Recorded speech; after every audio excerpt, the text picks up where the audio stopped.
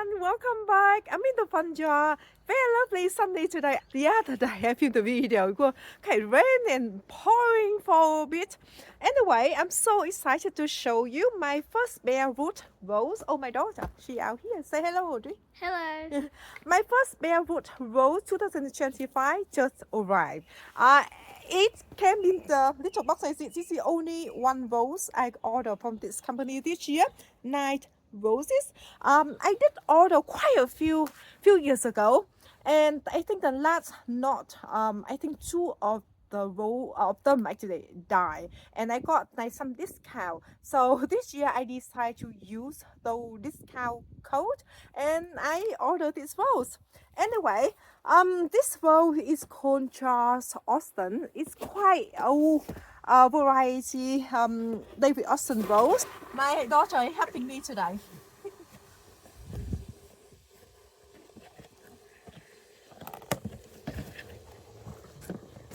Okay, you see. Oh, I tell you that the quality is great. Wow. Look at this. This is very good quality bare root rose. Very happy with that. So let me just show you the color a little bit. But I think in the real picture it could be more like apricot color. I will try through the picture on the screen for you, because sometimes on the task like it is not always correct. But let me just open it. I tell you that this is good quality bare root rose. So I'm gonna soak it in the bucket of water for maybe 2 hours. Then I will pot it up in a container.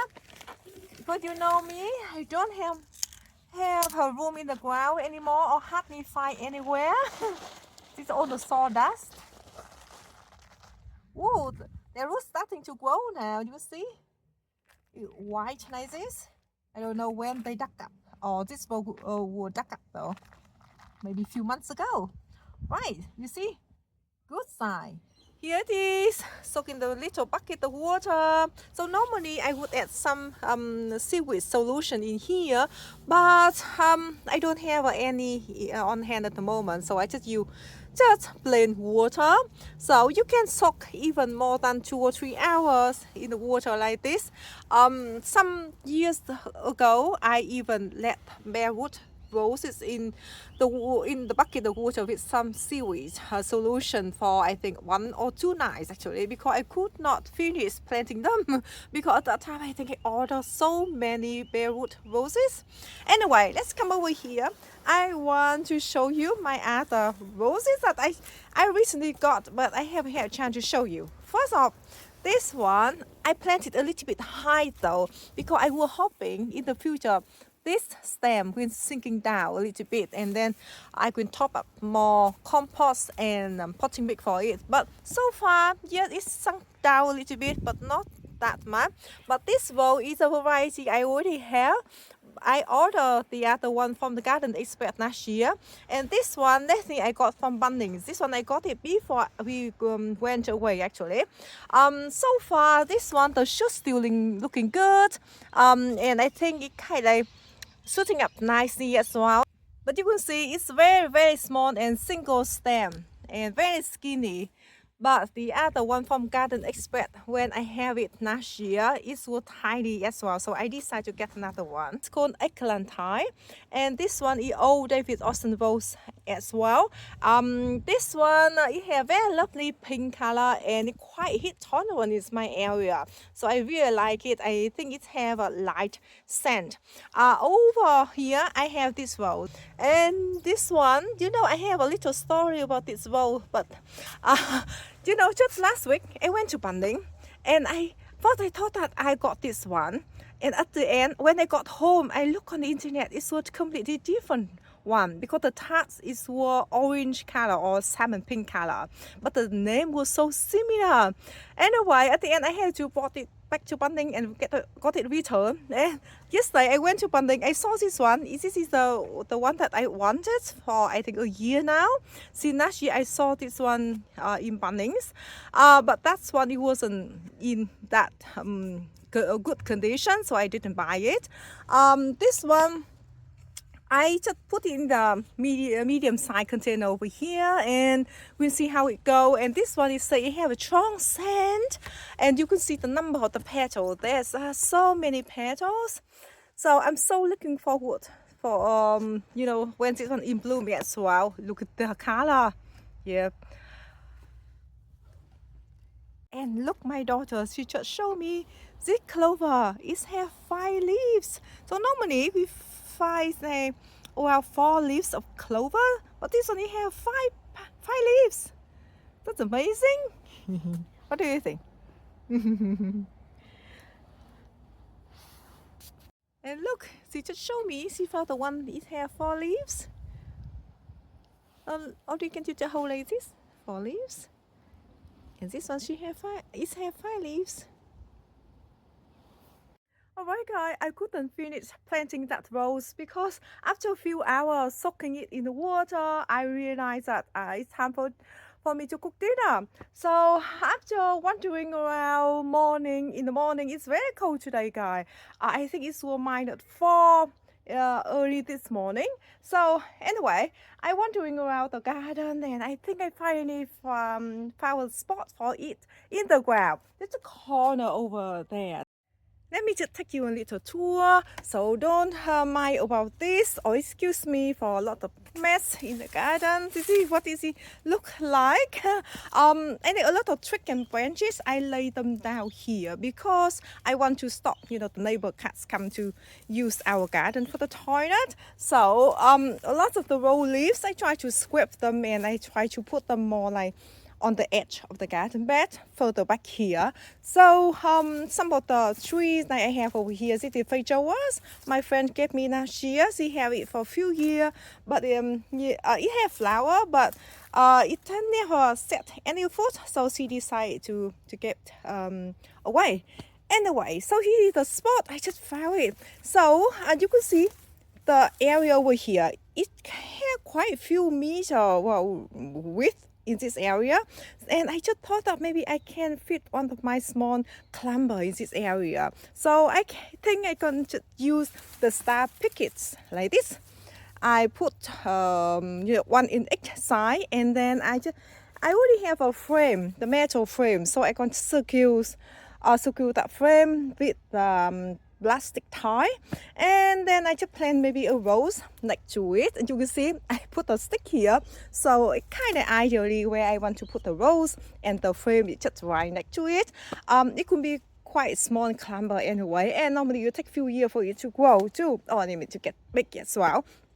And for the Charles Austin, I thought that I'm gonna put around here maybe. This is the rose that I can keep away or whatever, because this one is not my favorite. This one I grew it from the cutting.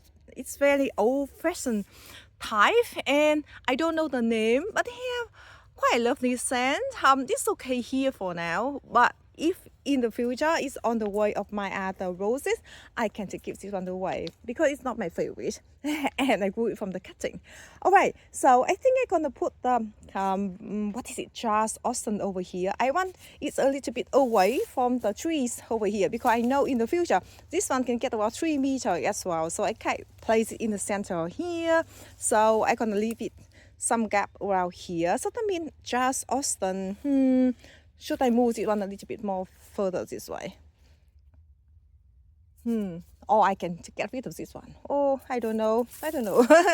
Or I just put over here, so it kind of out of the way too, actually. And I can think about this row as well, because I know I planted this one a little bit closer to the other rows at the back over here. Oh, I don't know, I'm not sure. This one seems quite small. While Charles Austin is very vigorous, so I want to leave it a little bit more room, and it's very beautiful rose, so I want it deserves a spot in the garden.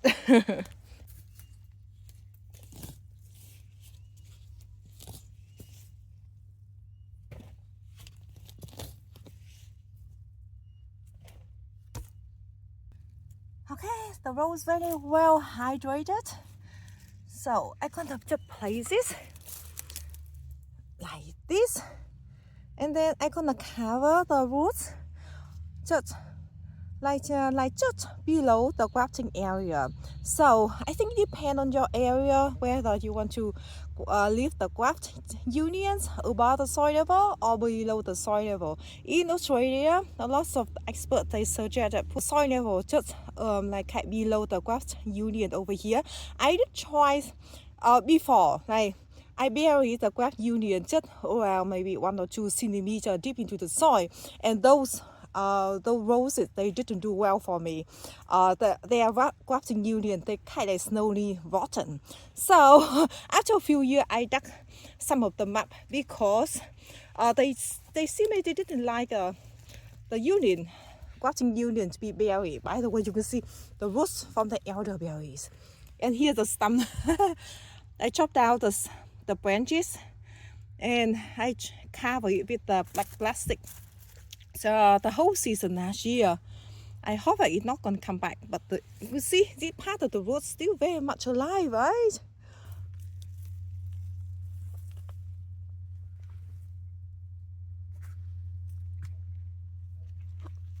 And rose, they love a lot of water, a lot of sunshine, about 6 hours of medium direct sunlight to ensure their vigor and their growth.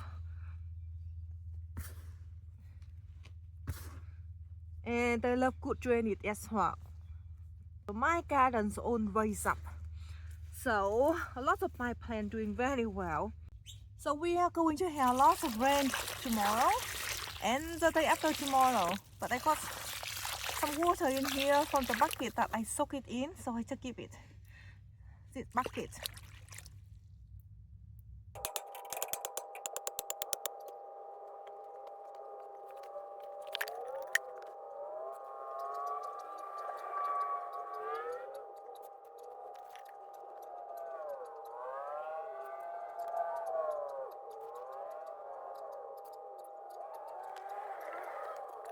Alright guys, so just Austin in the ground make me happy, and I got the spot for the little climbing rose. I use a star pickets that I have, and I just use a plastic tie I have as well. I think I do need to, how to say, secure it a little bit more, but because at the moment you see a little bit moving around here, maybe I put another star picket in the middle here actually, just in case when we have very gusty and strong wind. And you can see this area a little bit taller. I think it's still like maybe 25 or 25 maybe 25 centimeters above the star picket over here. I'm thinking maybe I will just cut it one down. I think about it a little bit because I can just use the metal pliers and cut all of it down so it can look neater as well. So what I heard about Charles Austin is very vigorous.